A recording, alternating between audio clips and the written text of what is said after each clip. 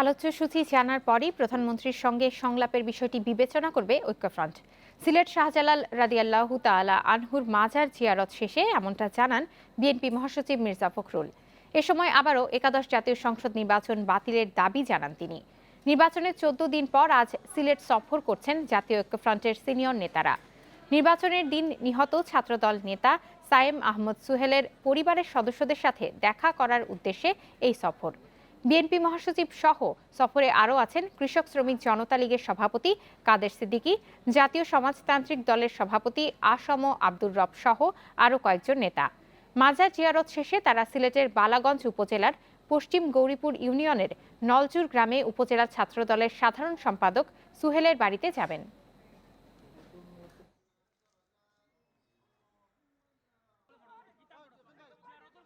এই বর্তমান নির্বাচনকে, জাতীয় নির্বাচনকে বাতিল করতে হবে এবং নিরপেক্ষ সরকারের অধীনে নির্বাচন দিয়ে জনগণের একটি সরকার প্রতিষ্ঠা করবার সুযোগ করে দিতে হবে।